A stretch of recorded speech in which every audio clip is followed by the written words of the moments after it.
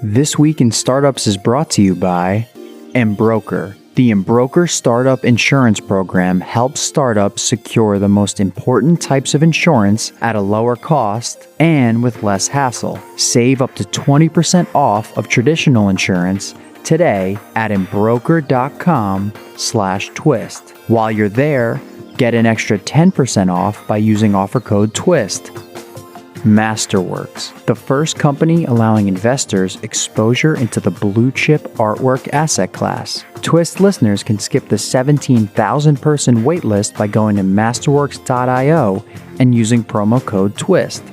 And OurCrowd. OurCrowd helps you invest early in pre-IPO companies alongside professional VCs. If you're interested in investing, you can join OurCrowd for free at OurCrowd.com/twist.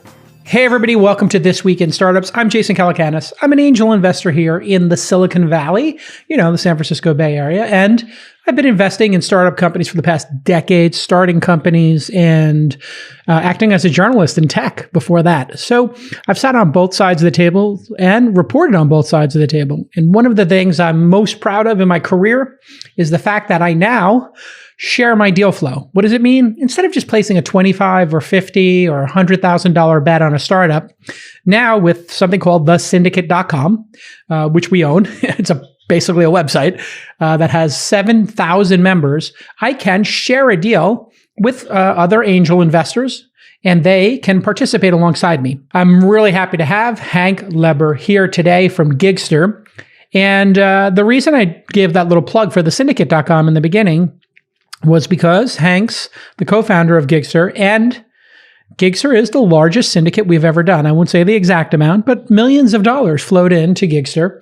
Giggster, Hank co-founded, and you run basically the growth of the platform. Giggster is a platform for, I'm going to say it in plain English, to find locations to shoot movies, TV, photos, and I guess host events. Mm-hmm. That's exactly right. So we really cut our teeth in productions over the past 4 years, and then have evolved into meetings, weddings, events. But production is our mainstay for now. So these are not places for you to stay at and sleep at. Mm-mm. If you go to Giggster.com, Giggster.com, you can say, I'm looking for a film or a photo shoot, a party, a meeting, a wedding, a dinner, etc. And if you were to say a film photo shoot, you could pick a location like Los Angeles, and you can find a location. But what's very interesting is you've categorized what I think are tens of thousands of locations, and I could search for sci-fi or dystopian. I don't know if dystopian would work. Yep, mm-hmm. I did dystopian. I found a couple of them, like a bunker, iconic sci-fi industrial artist loft, crazy. Or I could do horror, I guess, and it just gave me 20 really scary locations. And these are pretty terrorizing. I'm looking at them. How did you guys come up with the idea for this? And how has the business been going? This really unique marketplace. Yeah, sure. So the impetus of the company was non-standard. My co-founder Yuri and I are not film production people. We're not from the industry. There's a lot of people from the industry trying to play in the industry, and all you get is this tunnel vision industry approach. We are tech entrepreneurs. Of actually, a couple of my old companies were on the launch stage with you, Jason, over the years. So what happened was Yuri, very successful entrepreneur, he's sold several companies, lives in a giant house. Which company was that was on the launch event stage? So two of them. One was called Gonna Be. It was social media for the future, as in all the things you're going to be doing. That was probably 2013. Right. And then the other one was, people tried to do that. Oh my God. 100 companies got funded and died. The planning app. We're going to plan our weekend. And it turns out that failed because everybody just plans on WhatsApp or iMessage. And if you make planning a public thing on a social media feed, if no one opts into your plan, you look like a loser. So instead of building a planning platform, you build a loser trap. That's the big insight. Oh, wow. Yeah. Who knew? Yep. I knew after the fact. Yeah. Wow. And what was the other company? It was called Vitamin, VYTMN. It was growth as a service. It was a SaaS product for growth, automating social media actions you should be doing but don't have time to do, and you can't get the ROI when you're a human. This is back when the platforms would allow some robotic actions that they quickly turned off and we died overnight. With a $1 million run rate company in the first 6 or 8 months, we died quickly, but it worked. It just worked too well, I think. So you learned a lesson with the first one, which is, product market fit. Yep. And there are insights into, you have an idea that sounds good. Everybody thinks it sounds great. And then there's an ugly truth somewhere, cultural truth that makes it not a real thing. That's one learning. And then with Vitamin, it was do not build on the back of another platform. If they can kill you, they will. It's not your money. That's their money that you're stealing. And that was a really valuable lesson too. Just don't do it. Because I remember when my book came out, there was a website, social something, and they allowed me to DM all of my followers by city. And so what I did was I sent an automated DM, which I guess was in the gray area, but I sent it to like 1,000 people in New York and just said, hey, I'm having my book party here. If you want to come, go to this webpage or whatever. And people showed up and it worked. And, but I guess Twitter didn't like it and turned it off. So if you're building a metrics platform for Clubhouse, bad idea. Until they want to, you can do it until they want to do it. And then they can just take it away and turn you off. That's it. Which Twitter did to many people. Facebook has done. And so those are really important startup lessons. So how did you come up with the Giggster one? Because you're not in film production. Sure. So Yuri and I were not film production people, and Yuri lives in a giant house on the water in Marina del Rey here in Los Angeles. And he literally had a lady knock on his door who was a location scout who was looking for a particular look, and his house had the look. And she essentially dropped a $70,000 shoot on his doorstep in a weekend. It was CSI Miami. It was doing a shoot. They wanted a pool with a fountain and white marble, and that's what he had. And so anyways, 2 days, $70K. And he came to me later. He was like, hey, listen to this story. This lady knocked on my door, yada, yada. And what he found was it was, door knocking, first of all. What the heck is that? Clipboards and paper contracts and Excel spreadsheets and just a really archaic business flow for something that's a $70,000 spend. It just didn't make sense. And so he dug in a bit more. I dug in a little bit, and we found that literally the location industry has been run this way for decades and decades, and no one changed it because they didn't have to.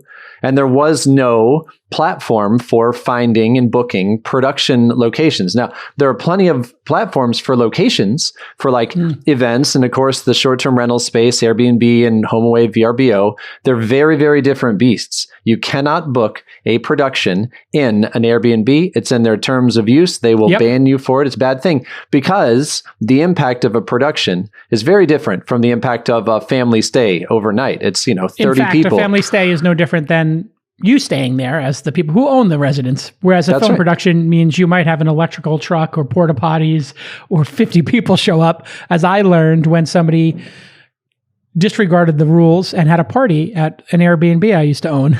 I stopped doing Airbnb because I was like, I just don't want to fight against these parties because people would lie. We tell them 3 times, you cannot do a party here. The neighbors will call the police. We will have you leave, charge you $5,000 to clean the place, and you'll be asked to leave immediately. And the cops will show up because neighbors. And sure enough, that's what happened. And sure enough, they did $5,000 in damage one time, destroyed 2 rugs, and then had to pay the party fee. And thankfully, Airbnb enforced it. So yeah, it's a crazy thing. I mean, the short-term rental space has got its sort of wild idiosyncrasies to it. In the production world, it's a very straightforward thing. Everybody wants everything to move, well-oiled machine, very airtight, but it is a larger impact than a normal overnight stay. So you'll have 20, 30 people fit into a small home for a shoot. There's floor protection they got to lay down, bubble wrap around the columns of a house, whatever. There's trucks and parking, sometimes catering. There's heavy power usage. There's noise. So all these things that a short-term rental platform is not built to take care of. And so we learned that quickly. When we started the company, I mean, Yuri said, hey, let's do this. There's no platform for production locations. Let's go. That was about 4 years ago.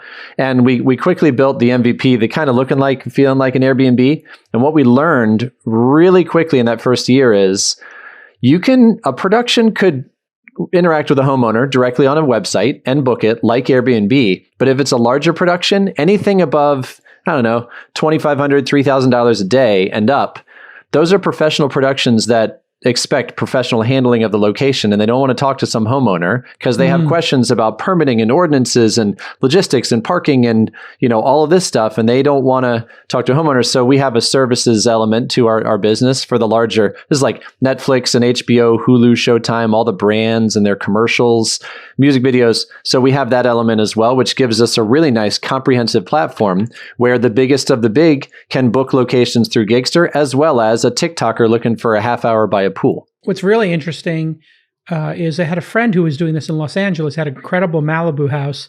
And my understanding was the IRS tax law, and I just looked it up while we were on the pod, is that in California, because we have Hollywood here, you can rent your home tax-free for 2 weeks or something like that. 14 days a year, no taxes on it. So if you made $10,000 a day renting your home or your beach house or whatever it is, I'll probably go for more, that $140,000 would be tax-free. That's right. You don't even report it or anything. You just keep it. And a lot of our homeowners on our platform do exactly that. They get to their day 14 and then they stop because it's really just they get the money and they get the money and run. Now, a lot of other people, they stay on and they make much more than that in a year. And it often pays for the home and it's their income stream. We're seeing a lot more of these full-time production houses. It's difficult in LA because the cost of a home is so high, but we're seeing more and more of that happen because productions are really enjoying having access to all this inventory that wasn't really available a few years ago when it was, just location scouts out there driving around, knocking on doors.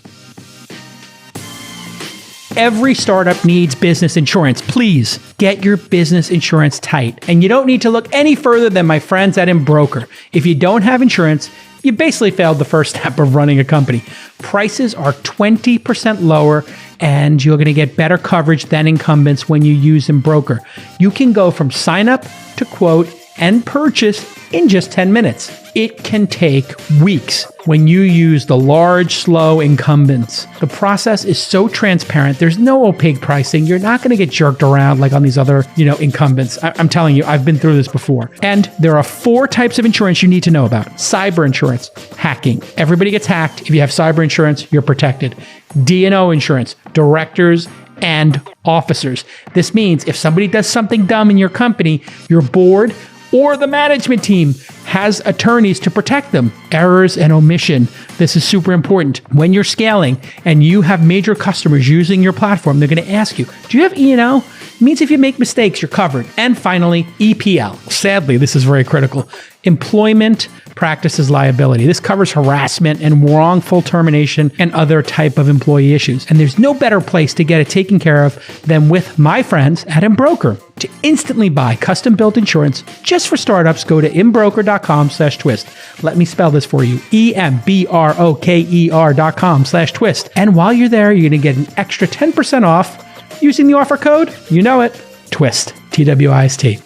When you're building a marketplace like this, everybody talks about the chicken and the egg. How many locations do you have in the service now? And how much time, money, et cetera, did it take to get to, let's call it critical mass and get that flywheel going? This is the chicken and egg, the supply demand that everybody talks about being so hard. Your first business was consumer. Your second business was a tool. Your third business was a marketplace. Most people would, if they were to pick, would say marketplace is far and away better odds than the other two. Yeah. So I think you would agree. Yes, absolutely. Better odds when you get that flywheel moving. And that two-sided market is the thing. You gotta stomach the chicken and the egg game to figure out what your unit costs are, what your growth costs are. And for us, let's see, on the questions that you just gave, we have close to 10,000 locations on our platform right now. And that's across the North America. So that's not just Los Angeles, LA, New York, Atlanta, Chicago, SF, a bunch of smaller cities, because users can upload their own places like an Airbnb. You can, right now, if you want to go to Giggster.com, you can put your place up. We recommend that everybody do it because it's free to do it and you get the booking inquiries and you don't even have to take them. You just have to decide if you want them or not. So it's kind of free money. Why not? So anyways, 10,000 locations. The process to get there early on was tricky because, well, you can go to a person and say, nice house. Do you like money? and then try and get them through to list. But it's a process. People have their own fear, uncertainty, and doubt. Hey, are they going to trash my place? Is there insurance involved? What do I do if this or this? So we had to build out an FAQ section. We had to build out a flow for the users, all while knocking on doors ourselves to get the initial, few hundred locations in and not have it be a barren wasteland. And then we did some pretty clever partnerships early on. I say clever. They're clever in hindsight. We didn't know at the time it was so important, but the location agencies in Los Angeles have been around for decades, and they are collections of locations and relationships with the owners that have that trust. That is usually the gap, the part we have to work really hard to get through. Agencies have already done it. So being able to partner up with agencies early on was a really good move for us. It gave us a lot of inventory. And then what we found is if you build it, they will come. The demand has been, pretty automatic for having great locations and having the demand growth come in. We don't have this secret, 99% of our revenue is driven by ad sales. Like we don't have that at all. We have very, very minimal outbound marketing. It's a lot of inbound demand coming in. Of course, SEO is important. We have all of these listings. We want to rank high in search results, but it's been a pretty organic process. And what we found is chicken and the egg. Locations matter first. As long as we have the supply, we can generate. If you have supply, you can get demand. It's interesting. Bill Gurley says the person who masters demand is the one who wins. So I guess maybe the win will be about demand in the long run. But the table stakes for any platform in our arena is supply. Got it. And how do you increase the supply now? Do you have some sort of a concierge that says, "Oh, I wanted a shipping yard. We have no shipping yards." You do have shipping yards, by the way. I just checked. But let's go to the shipping yards and start knocking on doors. And did you just hire a bunch of location scouts and say, "Come work for us, and we'll give you $50 every time you get somebody into the marketplace or something"? It's an excellent question. The short answer is that's exactly what we want to do. We've never done that. These scouts are out there scouting. They're great.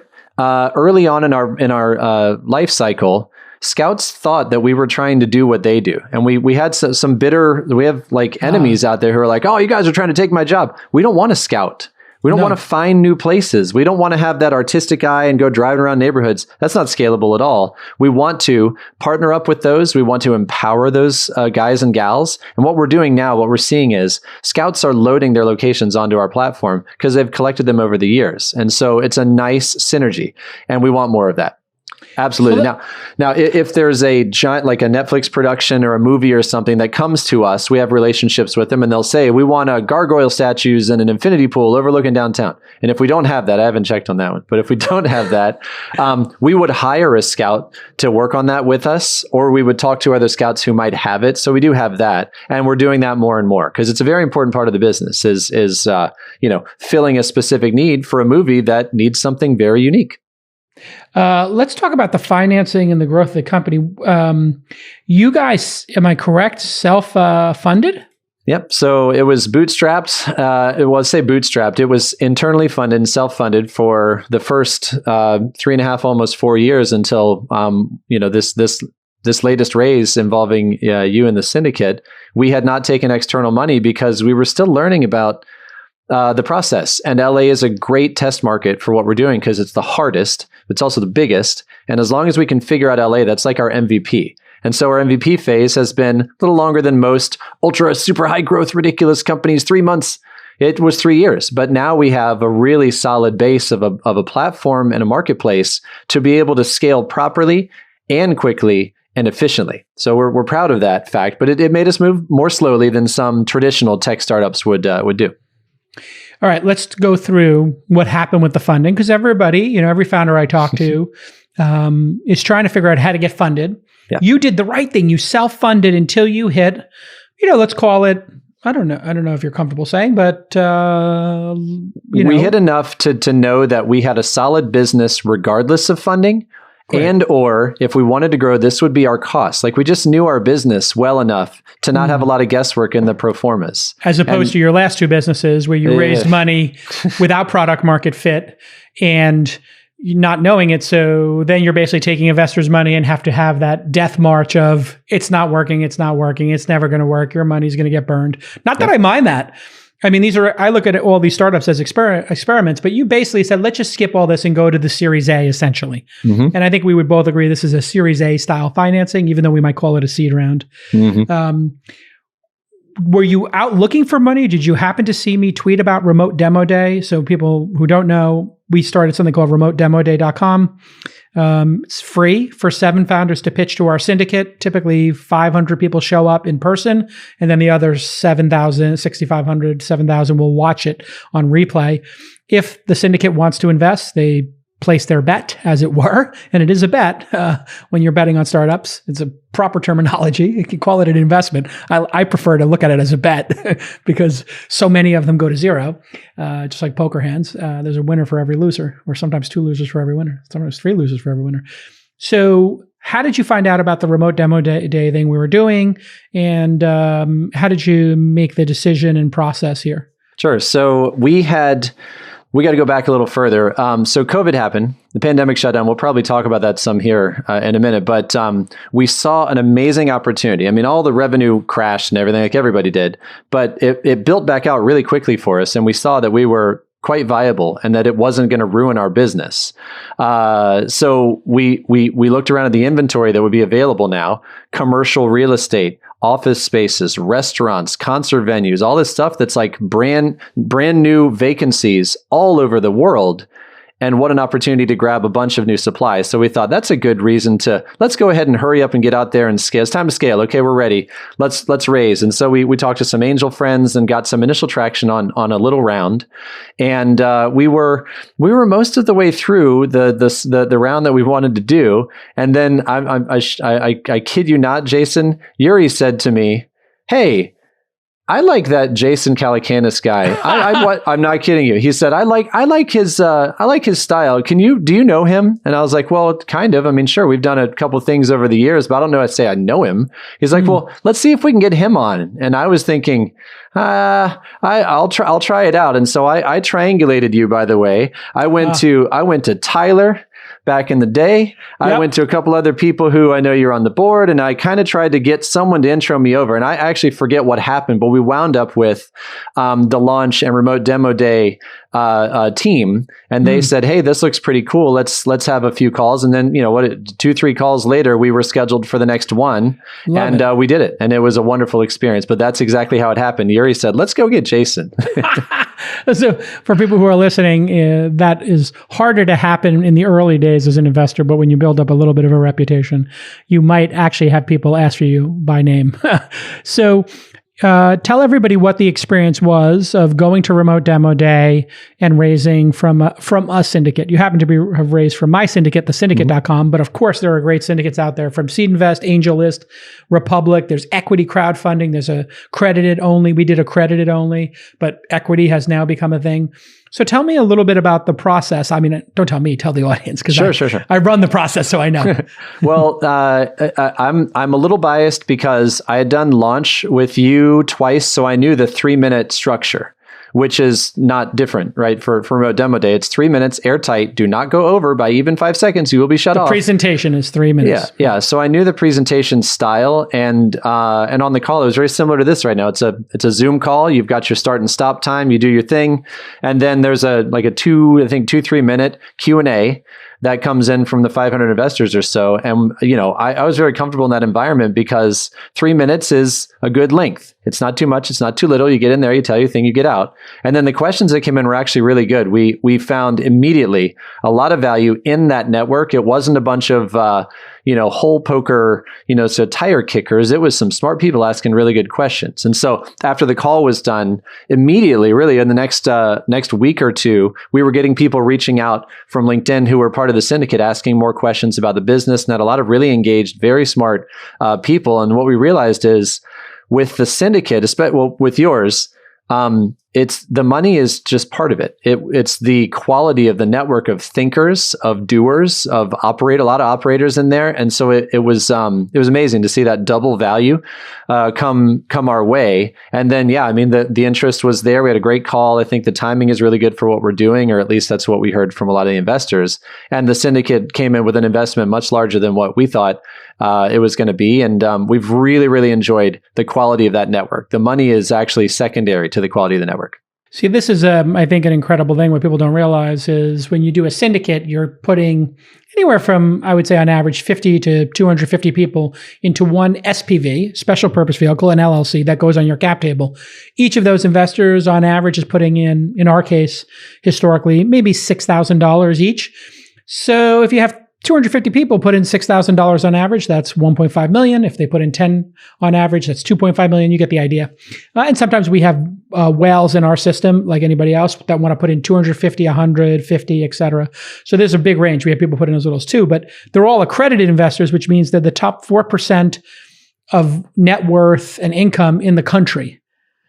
Which means when you email them and say, do you know any inventory? They probably own inventory. So you'll probably they probably own 2 houses each. So you'll get another 500 people on there. Yes. But you can email all of them. One of the things we do is give you a secret email address that only you can email to. When you send the updates, you can activate the syndicate. And that is super powerful as well.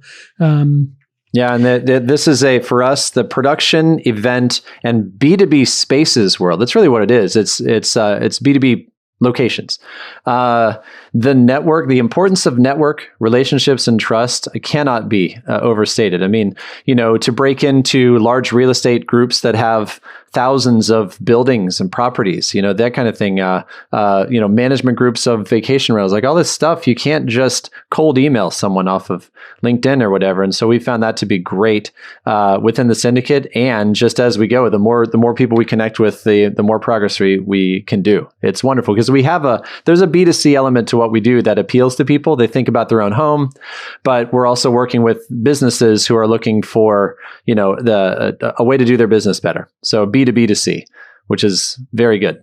Yeah. When you bring in an investment of this size, how do you then do the planning? Because you had a business that was, let's call it in the profitable break-even zone. You were investing heavily in it, or I'd say heavily, you were investing in it. Now you have the ability to invest heavily in it.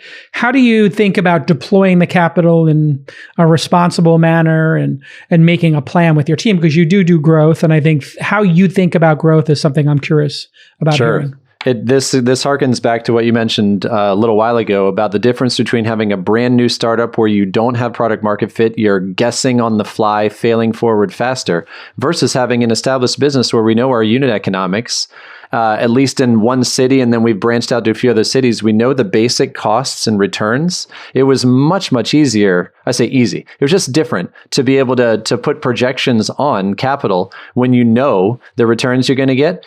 Or at least that you're likely to get. So we were able to build an aggressive growth plan that's it doesn't feel ultra risky. It just feels ambitious and big, which is awesome. It's a first time for me as an entrepreneur and 4 or 5 different startups to feel so comfortable about your business, confident in the business itself. And it will change the way, whatever in the future for the next 30, 40 years that I'm doing stuff, the way I'll even think about business, because this feeling is really nice. And I would want to get to this feeling even faster with early stage companies to find that validation. I start to understand it now. You would read that in books, about trying to find the product market fit, lean startup. I mean, God, what a great set of insights back in the day. But really, if you follow it and you get to that real dollars in the door, real value, product market fit, adding money to scale is a math equation instead of create a picture you have to paint and try and trick people into buying into your future. We don't have to do that. Yeah. I mean, who your customers are, and where the supply comes from, generally speaking. All right, we all know monetary measures by governments all over the globe are inflating asset prices. We see that everywhere. So some sophisticated investors are piling into asset-backed investments like art to hedge against future inflation. And that's where Masterworks.io comes in. Masterworks.io lets you invest in multi-million-dollar paintings by artists like Banksy and Basquiat. And not only does art hedge against the markets, it can also outperform them. According to Citigroup, contemporary art returned 13.6% per year over the last 25 years, compared to 9% for the S&P 500. The problem was that most investment grade paintings cost upwards of $1 million. It makes this asset class reserved for the top 1% of society. But no longer. Masterworks.io is making art investing accessible to everyone, regardless of accreditation. And they now have over 130,000 investors on the platform. The best part, you don't need to know anything about art. Nope. Their experts will create a custom portfolio to meet your investment needs. Twist listeners can skip the 17,000 person waitlist by going to masterworks.io and using the promo code TWIST, TWIST. Again, masterworks.io, promo code TWIST. Also, see important information at masterworks.io/disclaimer so that you're fully informed about this opportunity. Tell me a little bit about what would people expect to rent a home for? A $5 million, $10 million really nice home in LA or San Francisco or New York. What is the typical day rate for something like that when somebody's doing a photo shoot or a film production? Yeah, for a high-end home, and that'll be what... I'm asking for a friend. Sure, right, of course. For a high-end home, generally the booking is going to be a photo shoot, like a fashion photo shoot or something, or a commercial or a movie or something like that. And the average order value for a high-end home like that is going to be $8K a day to $10K a day. And it goes from $2K for the outliers there to $20, $30K for the outliers on the top. But yeah, in the middle, you're around $8K a day.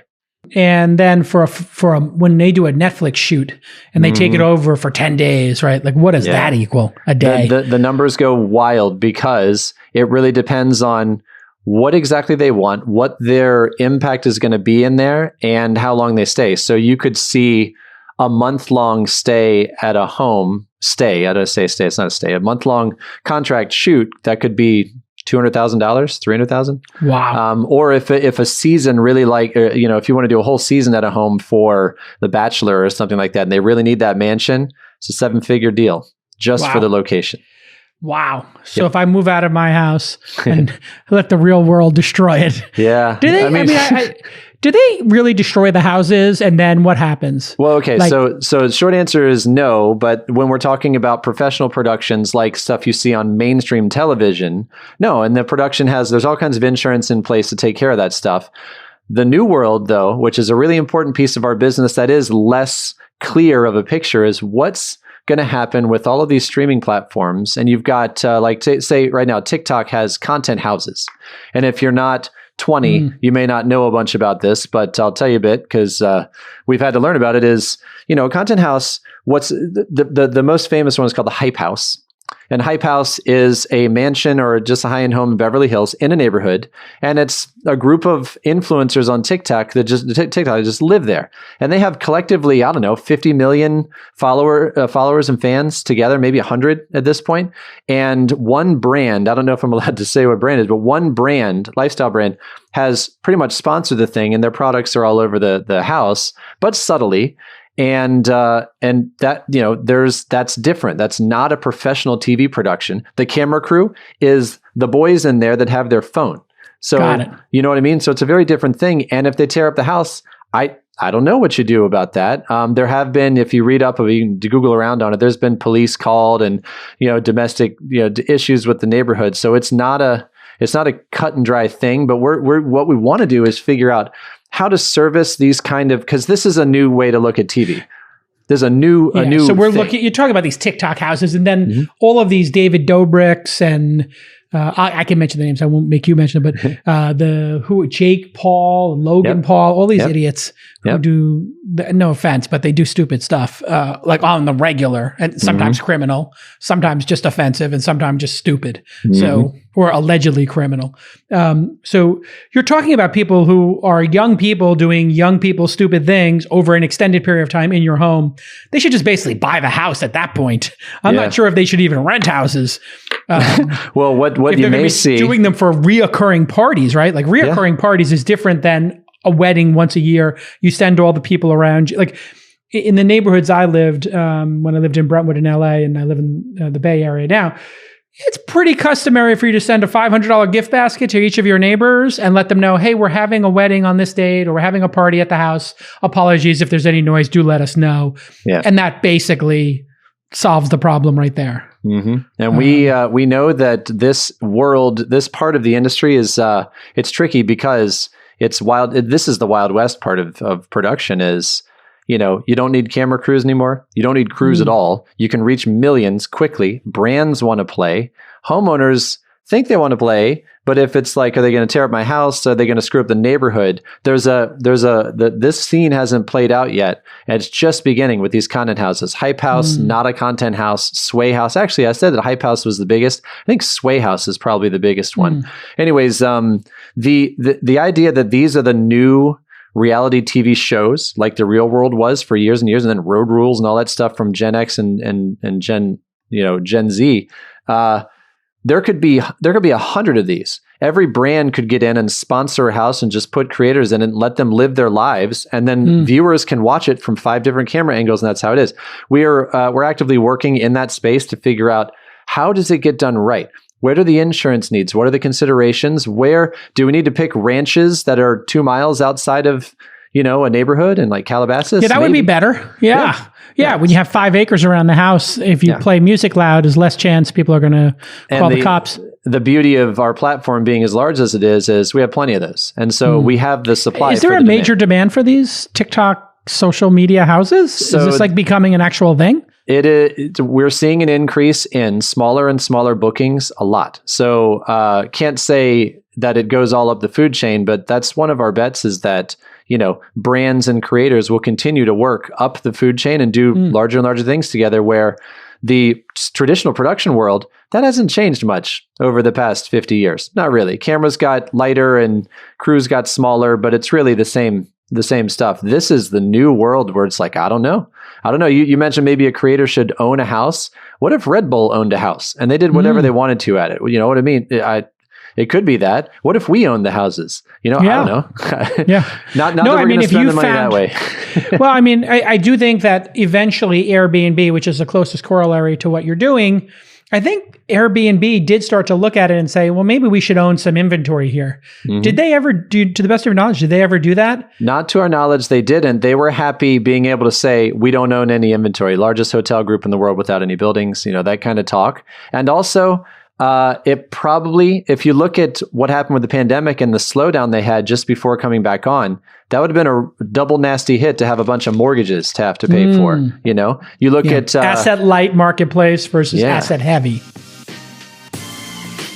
Do you ever wish you invested early in some of the best performing IPOs of 2019 and 2020? Well, OurCrowd investors did invest early in many of those amazing IPOs. With OurCrowd, accredited investors can invest directly and easily in startups early, before they IPO or get bought.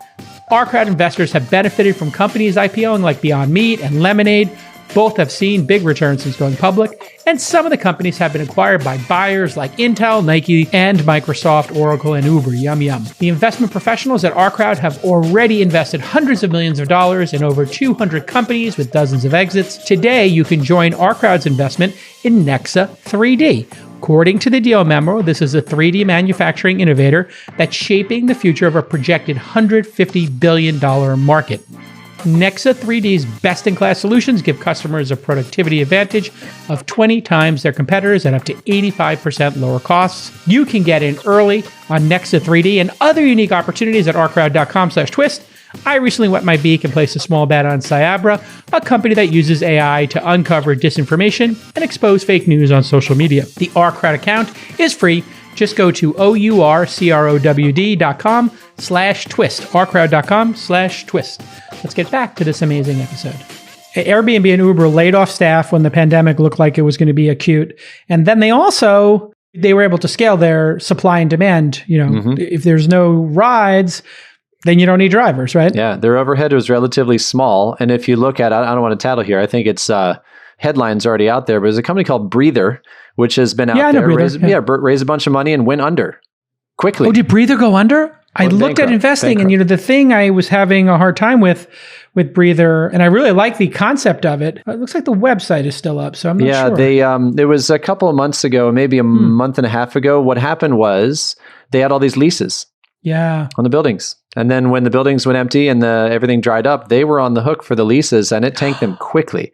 And so there's like a Forbes or some Fast Company article out there where the CEO says, yeah, it was not a very good business structure and probably never was. We just got lucky and then got unlucky or something like that. So, but we're in the same camp of the Airbnbs and Ubers of the world, where it's like we don't really want the inventory and the overhead. We want to be the matchmaker and take our cut and then keep going. It makes it more dynamic, and it leaves these decisions to the folks on the edges. The buyers and sellers, they can decide what they want. Yep. If the buyers want something, the sellers will know to prepare that. So if everybody wants, I don't know, lighting or Wi-Fi, and you don't have Wi-Fi and lighting or power in the place, they're not going to use your place, right? Yep. And so we got to do a little bit of seeding the product some to know what people want. Do they want lighting rental? Do they want, catering help? Do they want Uber rides to their shoots? Whatever, that kind of stuff. We can play around with that. And then here and there, we'll play around with inventory, like boats, exotic cars, RVs. Like, do people need any of these things with production or events or whatever? Does somebody have a wedding somewhere and they want to arrive in a Ferrari? Is there someone renting for it? So all of that stuff, we can experiment there relatively cheaply because we don't have to buy Ferraris. We just have to find someone willing to list something like that and see if it sticks. So we're always in this constant state of experimentation, because it could be that boat rental is a great thing for 2022. Who knows? I don't know. We'll figure that out as we go, but we don't have to bet the farm on any of this stuff because we've got a really good base business to build and scale on its own. And by the way, there's the continental US, North America, and worldwide production and events and B2B locations don't really change. It's not a country specific thing. So we're excited about the upside of expanding across the ponds, both of them. All right. Well, continued success. Thank you for thinking of me and saving me a slice. And I will see you at the board meetings. Absolutely. I'm very excited about the investment. I'm very excited about the potential here. If you have a home or a location, go to Giggster.com and sign up. I just did while we were on the call. The sign up process is great. You know exactly what questions to ask, because it's like, well, what type of doors do you have? What do you have in your backyard?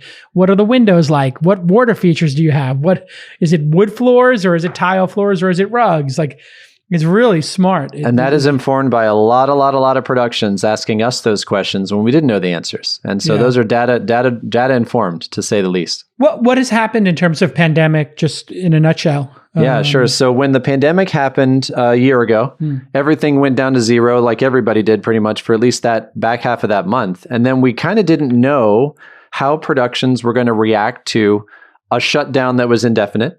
And what we found was a V-shaped return to business for us that was pretty fast. I mean, over the next few months, we ramped back up. And what it turns out, looking back, it turns out COVID and the shutdown put up all these fences to keep productions from happening. And everyone's pushing on the fences, and we could feel it. The budgets were still there. They're just pent up.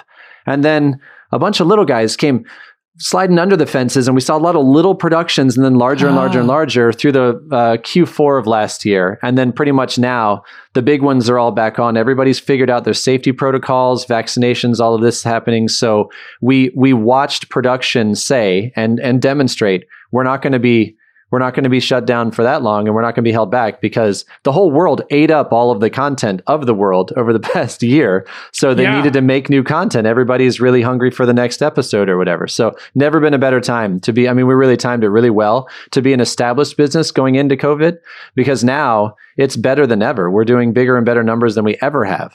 Amazing. Who are you hiring? Oh, and is there like a month that you see is where the peak production is happening? Are people assuming that September is the month that this is all going to be over and you can do whatever you want? Or are they saying November? Or are they thinking July? Which month has had the spike? For about half of last year, with the news cycles, people would think that all their production come back on, and then they had to shut them down and delay them 2 months and then come back on. That has slowed down. That hasn't happened as much now. The cancellations or the reschedulings. Yeah, and it wasn't a lot of cancellations. It was always just kicking it out a month or two. Kick it out, because the budget, the brands need to spend to get the content, whatever it is, Netflix or Louis Vuitton or anything. They all need the content, so they're not canceling things. They're just sliding. So we weathered the slide, and now what we're seeing is the seasonality, the normal seasonality is there, but it's different in every city. So in LA, the summer is relatively slow.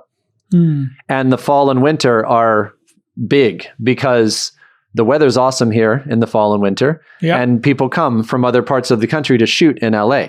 So when you're in Atlanta or New York, the summer is fine. You can shoot all you want to. It's not cold or dreary or whatever. So LA, we're looking forward to September, October, November.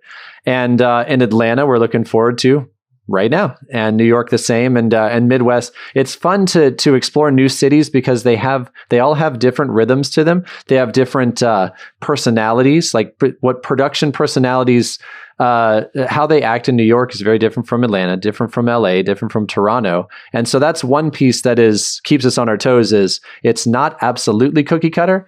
And I'll bet you behind the scenes at the Airbnbs of the world, they found the same thing, that homeowners were just different kinds of people in the Midwest versus East Coast versus West Coast. I love Tom Cruise's crazy safety protocol rant. I don't know if you heard that. Oh yeah. That must have spread through the industry like wildfire. Absolutely. And were you pro his rant?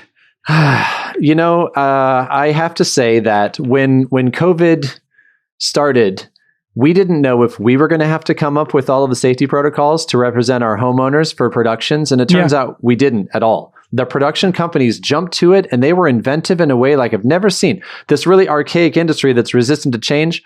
Oh, they made it happen real fast when they had to figure out how to fit a 35-person crew into only 20 slots and have a nurse out front testing everybody every day.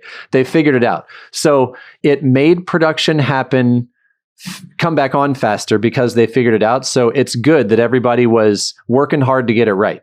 Now, screaming at somebody because of a slip up or whatever, I don't know about that. But the energy that was there for production to try real hard to get it right, that's what really saved companies like ours, because we didn't have to sit for a full year without business. They figured it out. Necessity is the mother of invention. If you start to figure out, I think medicine was the other category that had this happen as well, where it's like, well, we can't meet in person, so we're going to figure out how to do remote telemedicine. We're going to figure out how to not have 10 people in the lobby, in the waiting room who are sick. They're all going to be in their cars, and we're going to text them, your turn to come up, your turn to come up. Just simple, stupid stuff like that saves the day. In the case of Tom Cruise, I'm reticent to support his screaming and chewing people out.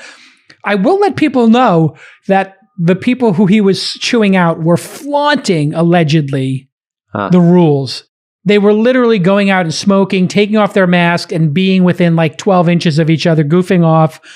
And they weren't taking it seriously, apparently. And I think he had given them, like they had been giving 10 warnings, and he had just hit, because they were sending people to come check on them.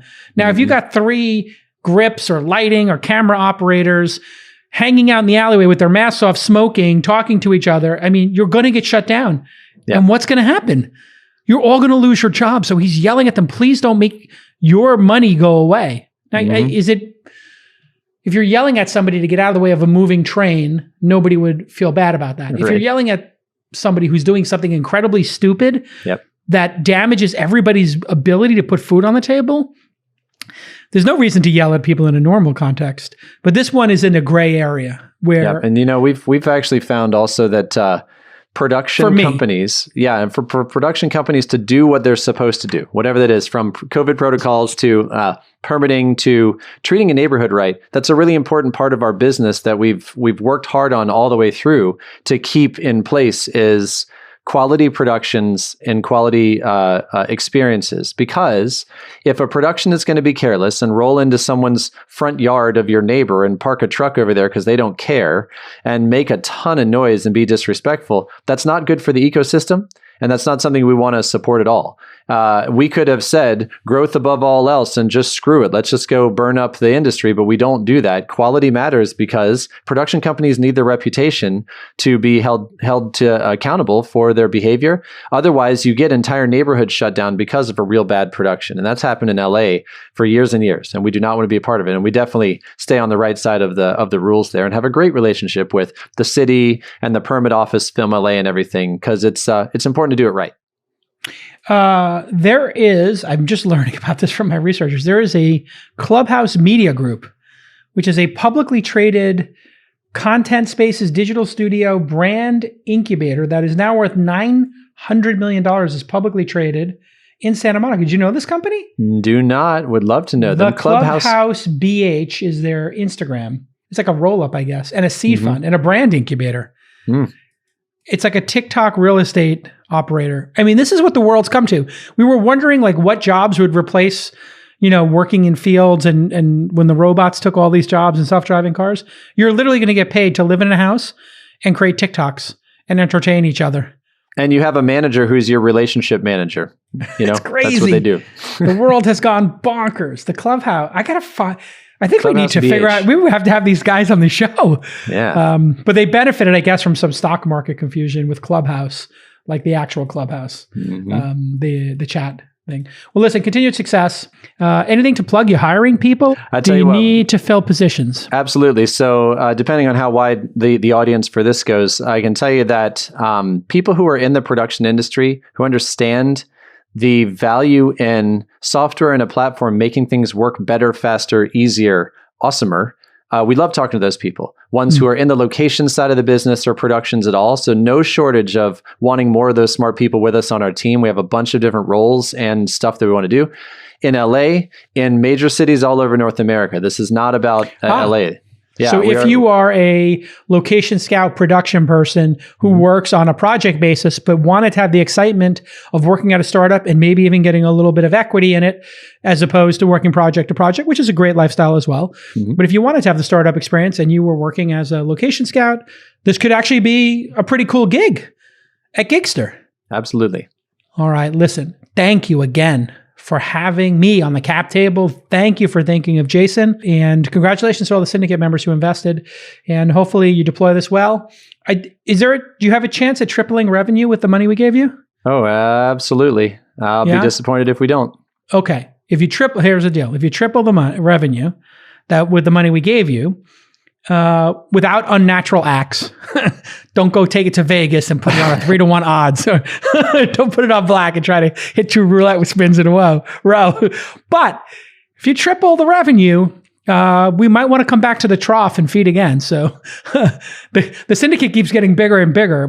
I might have to close off.